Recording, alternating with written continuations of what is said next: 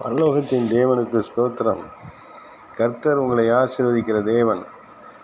உங்களை நடத்துகிறவர்கள் உங்கள் ஆத்துமாக்களுக்காக உத்தரவாதம் பண்ணுகிறவர்களாய் விழித்திருக்கிறவர்களானபடியால் அவர்கள் துக்கத்தோடே அல்ல சந்தோஷத்தோடே அதை செய்யும்படி அவர்களுக்கு கீழ்ப்படிந்து அடங்குங்கள்.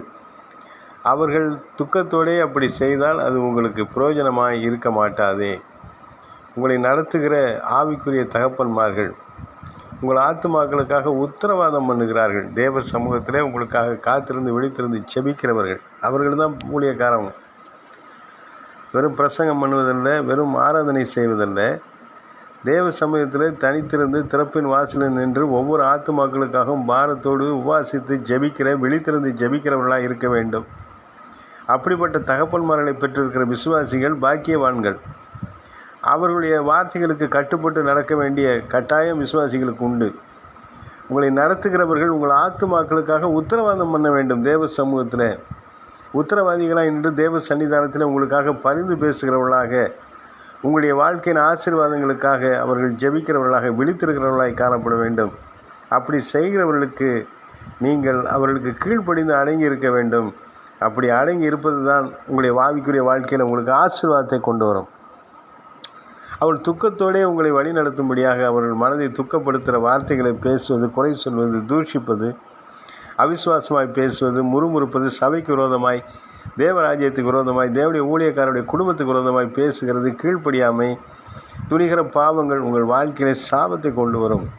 உங்களுக்காக உங்கள் ஆத்துமாக்களுக்காக விழித்திருந்து உத்தரவாதம் பண்ணி ஜெபிக்கிற உன்னத ஊழியர்களை நாம் இரட்டிப்பான கனத்திற்கு பாத்திரராய் எண்ண வேண்டும். அவர்களை கனப்படுத்த வேண்டும். நம்முடைய விளைவின் பொருளாலே, நம்முடைய உழைப்பினாலே, நம்முடைய ஜபத்தினாலே அவர்களை தாங்க வேண்டும். நம்முடைய எல்லா முயற்சிகளிலும் நாம் அவர்களை முன்வைக்க வேண்டும். தேவ ஆலோசனையை அவர்களிடத்தில் உட்கார்ந்து அவர்களோடு கூட சேர்ந்து ஜெபித்து நம்முடைய வாழ்வின் தேவைகளுக்காக, எதிர்காலங்களுக்காக அவர்களிடத்தில் நாம் கேட்டு பெற்றுக்கொள்ள வேண்டும். ஒவ்வொரு ஆலோசனையும் நாம் ஜெபத்தில் அவர்களோடு கூட இணைந்து பெற்றுக்கொள்வது நமக்கு ஆசீர்வாதம். உலகத்திலே ஜெபிக்கக்கூடிய நண்பர்களை நாம் பெறுவது மிக ஆசீர்வாதம்.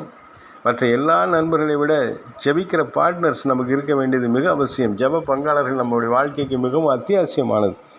ஆகவே நமக்கு உத்தரவாதம் பண்ணுகிற ஊழியக்காரர்களுக்கு கீழ்ப்படிந்து அடங்கி நடந்து தேவன் தருகிற வெளியேறப்பெற்ற ஆசீர்வாதத்தை பெற்று நாம் சாதிக்கிறவர்களாய் மாறுவோம். கர்த்தர் ஒவ்வொரு நாளும் நம்மை ஆசீர்வதிக்கிற தேவன். நம்முடைய உத்தரவாதம் பண்ணுகிற ஊழியக்காரர்கள் நமக்காகவே நம்முடைய வாழ்க்கையை அர்ப்பணித்திருக்கிறபடினாலே அவர்களை கனம் பண்ணுவது தேவன் நம்மை ஆசீர்வதிப்பதற்கு வழிவாசல். ஆகவே நம்முடைய ஊழியர்களை நாம் கனம் பண்ணுவோம், கீழ்ப்படிந்து காரியங்களை வாய்க்க செய்து கொள்வோம்.